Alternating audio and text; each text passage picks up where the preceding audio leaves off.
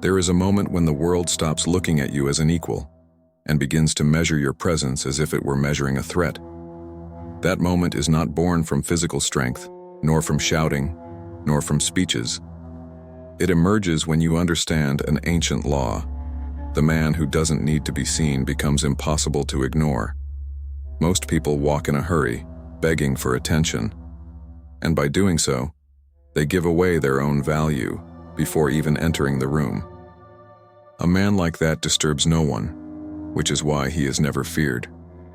But there is another kind, the one who carries silence like a blade, the one who observes before existing for others, the one who masters himself so deeply he shapes the environment without lifting a finger.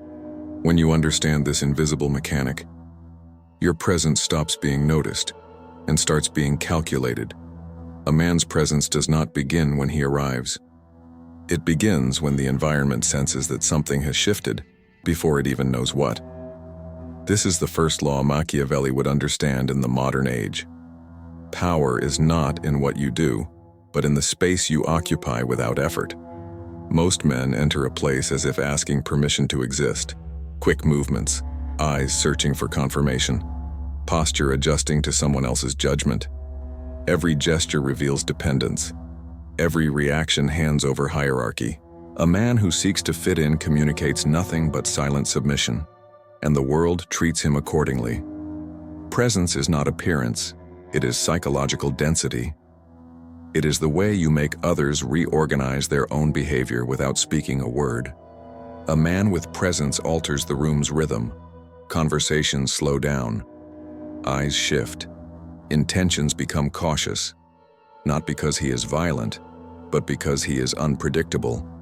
And what cannot be predicted must be respected. Machiavelli observed that ruling was not about control through force, but through the subtle impact of one's image. The prince who understands his presence rules even in silence. The one who does not rules only while he speaks. When the sound fades, his authority fades with it. In the modern world, this law is even sharper. Common men move as if in a hurry to justify their relevance. Men of presence move with the calm of someone who knows he has nothing to prove. Speed belongs to the needy. Slowness belongs to the dominant. This difference creates discomfort in people, because they cannot measure a man who does not react to the environment. And everything that cannot be measured is feared. Presence is, therefore, an invisible weapon. It requires no force, but it demands control. The kind of control that starts in the body and ends in the mind. The gaze that does not seek. The posture that does not adjust. The breathing that stays steady even when chaos tries to provoke. The absence of quick responses, not from indecision but from choice. A man who controls his rhythm controls others' perception, and whoever controls perception shapes the social reality around him. This law reveals itself in simple situations. In a meeting, the man who speaks less but observes more receives more attention than those who fight for every minute. In conflict, the man who maintains silence forces the aggressor to explain himself. In everyday interactions, the man who shows no anxiety turns curiosity into caution. Presence is the ground on which all other weapons of power become possible. Without it, any strategy dissolves. With it, even the slightest gesture rearranges hierarchies, and the inevitable question emerges, silent. What space do you occupy when you say nothing? The mistake is not born from physical weakness. It is born from desire. The desire to be seen, accepted, validated. This is the point where every ordinary man destroys himself, not by the strength of others, but by his own need for approval. Most people live as if respect were a social currency earned through likability. They try to please, agree, mold themselves to the environment. They believe constant kindness produces loyalty. They fail to see that, in the eyes of the world, the one who seeks acceptance is declaring submission. This man does not inspire caution, he inspires use. Every automatic smile, every unnecessary explanation, every gesture meant to avoid discomfort, is interpreted as fragility. And fragility, in any human hierarchy, does not awaken compassion. It awakens opportunism. The ordinary man reveals too much. He speaks before thinking, exposes emotions before understanding them, shows intention before acting. His transparency makes him readable, predictable, manipulable. He believes absolute honesty is a virtue. He does not see that honesty, when poorly managed, is just another way of handing over power. What he feels, he shows. What he desires, he announces. What he fears, he justifies.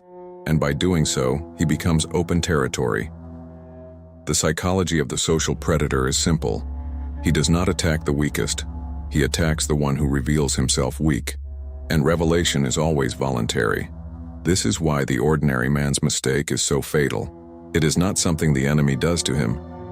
It is something he does to himself every day without noticing. He hands over his triggers, his reactions, his insecurities, his need to be understood. In an argument, he rushes to explain his point, believing clarity dissolves conflict. In truth, clarity exposes him. It shows his desire for approval. And the man who seeks approval has already lost any dispute for authority. In social environments, he tries to take part in everything, fearing he will be forgotten. But the overly present becomes ignorable. Scarcity creates value. Constant availability creates disinterest. In relationships, he fears displeasing, confuses peace with obedience. And by doing so, he becomes predictable, controllable, replaceable.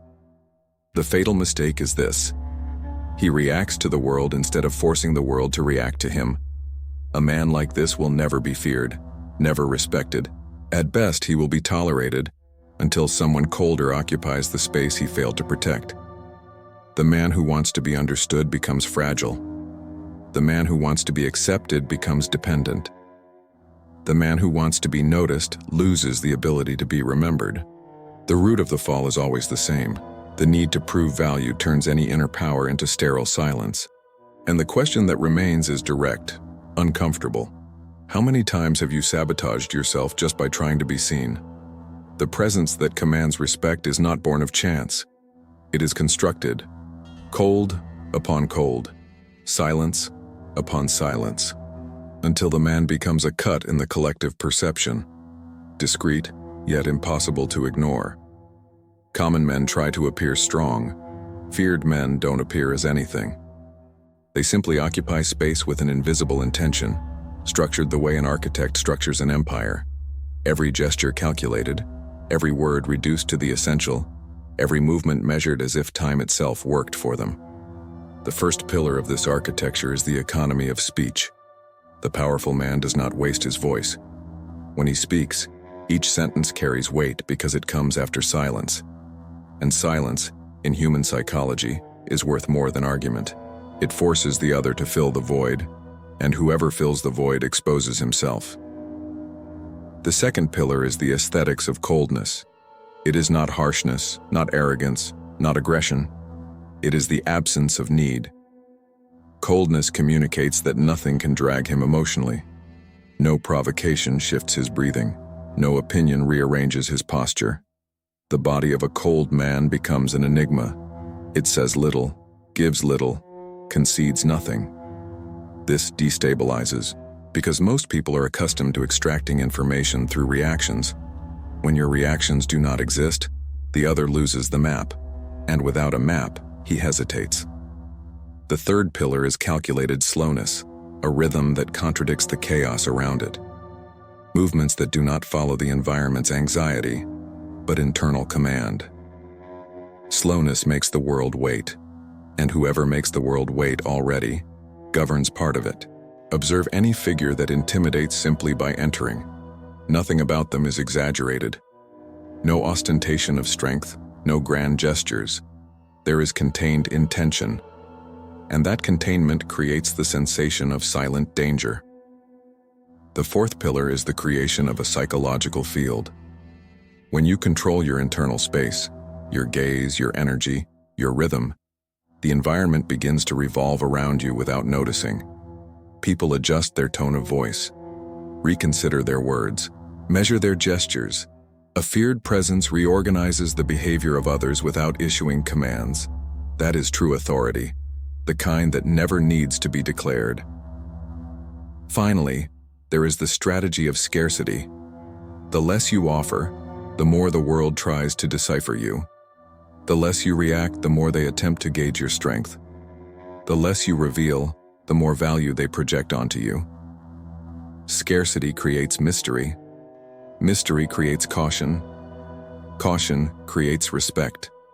And slowly, your presence stops being perceived as mere existence. It becomes structure. It becomes boundary. It becomes the reference others consider before taking action. The architecture is complete when the environment changes, before you say a single word. Silence is not absence. It is dominion. Most interpret it as weakness, withdrawal, or an inability to react. But Machiavelli understood.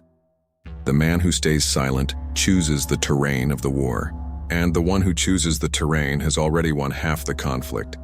The common man's impulse is to fill any empty space, to explain himself, to justify himself, to defend himself before he is even attacked. He fears being misunderstood, and out of fear, becomes predictable.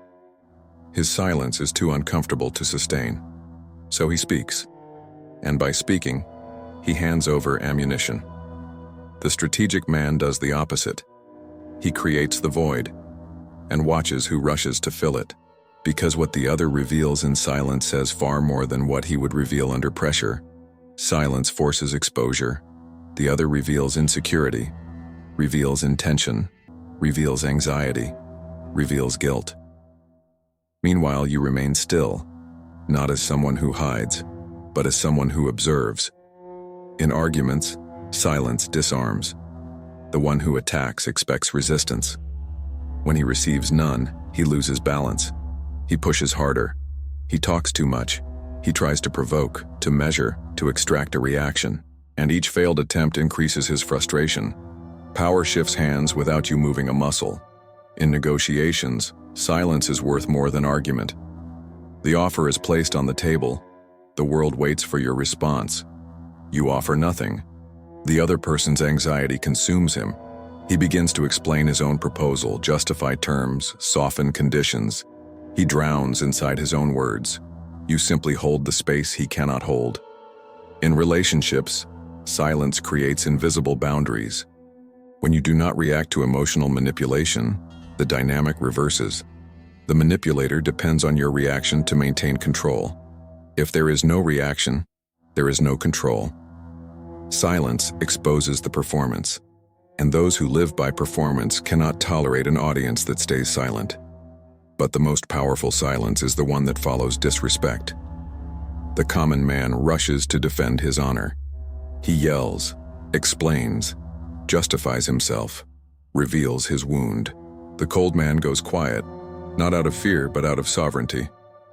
Silence declares, your attack is not worthy of a response. And nothing humiliates a provocateur more than being treated as irrelevant. Silence also organizes hierarchies.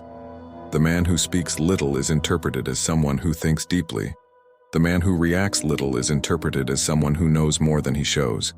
The human mind fills gaps with superiority when it cannot find weakness. That is why silence is strategy, not retreat.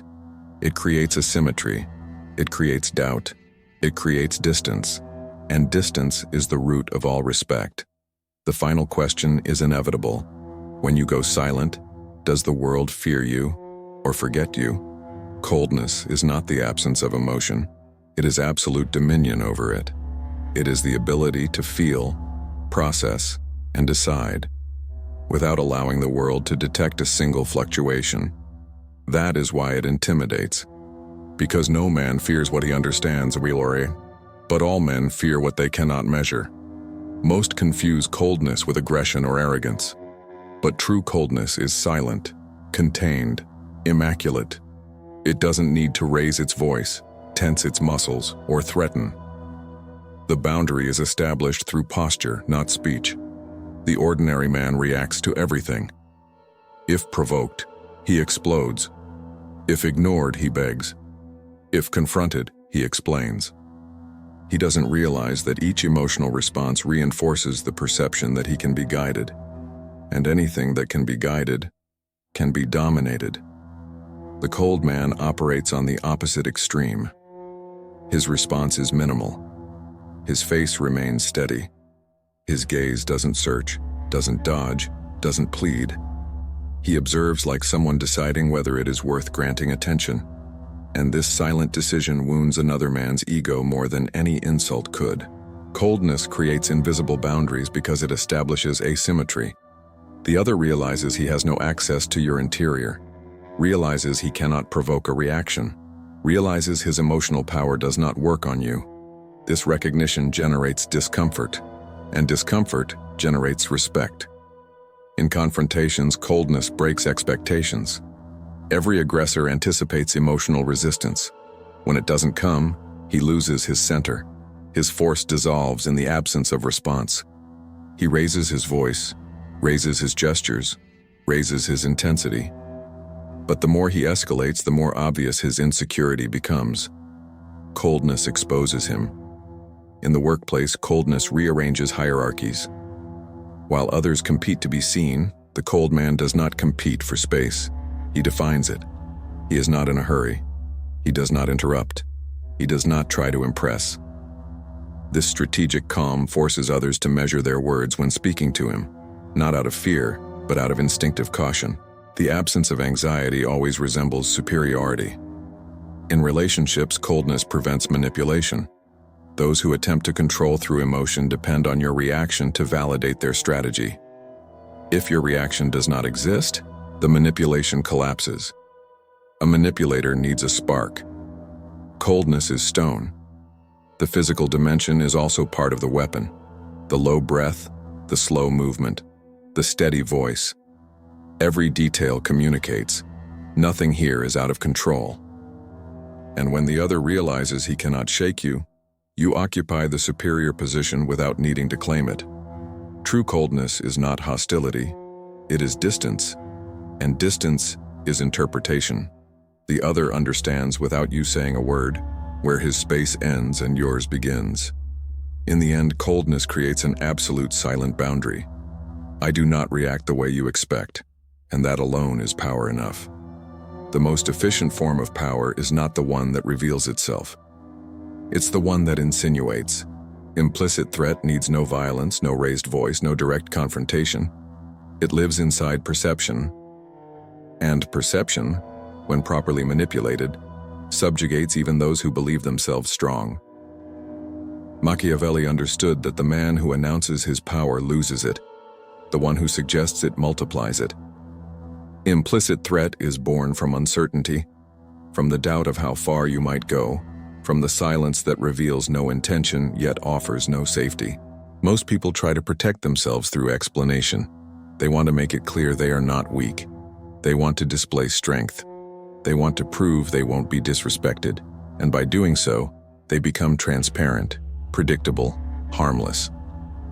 The strategic man does not explain his strength. He lets it be assumed. Implicit threat begins in the gaze that does not retreat. Not aggressive, not challenging, not theatrical. Simply stable. Stable enough to be impossible to ignore. Stable enough to make the other question whether they are facing someone they should not test. It begins also in posture, in relaxed muscles, in the absence of hurry. The one who shows no urgency projects self-sufficiency, and self-sufficiency always appears dangerous to those who live in emotional dependence. Implicit threat reveals itself in simple situations. When someone tries to diminish you and you do not answer, do not smile, do not explain, you simply observe. The other realizes they have no access to your interior. This generates discomfort, and discomfort is the beginning of respect.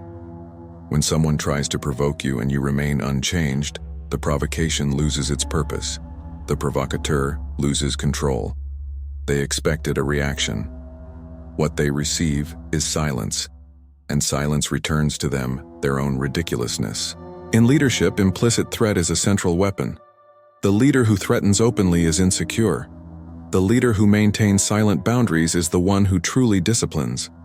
People behave not because they fear punishment, but because they fear disappointing someone whose strength they cannot fully measure. In personal relationships, this threat becomes even more effective. It blocks emotional games, blocks manipulation, blocks attempts at control. Those who don't know how far you will go choose not to test you. Uncertainty is far more powerful than any warning. There is also the dimension of inevitable presence. When you become someone who doesn't need to speak to be taken seriously, every gesture gains symbolic weight. A raised eyebrow corrects behavior. A shift in your gaze ends discussions. A long pause redraws hierarchies. True threat does not lie in what you say you can do. It lies in what the other imagines you would do if necessary. That is why implicit threat is a silent weapon. It requires no effort, only inner command. And the final question remains, heavy and unmoving. Do the people around you fear confronting you, or are they certain they can? In the end, this entire path converges into a single understanding. The world does not fear physical strength, nor isolated intelligence, nor declared morality. The world fears presence, conscious, silent, unshakable presence. The presence of a man who becomes sovereign over himself before attempting to influence anyone else. The greatest illusion is believing that power is born from external achievements. Power is born from what you refuse to surrender. When you do not surrender your anxiety, your haste, your need to be validated, your hunger for recognition, something awakens in the environment around you. People begin to measure their words, to reconsider their attacks, to adjust to your rhythm instead of imposing theirs. This is how invisible empires rise. The ordinary man lives in permanent exposure. He opens his mind to any wandering gaze. His emotions are tangible, his intentions obvious, his weaknesses public.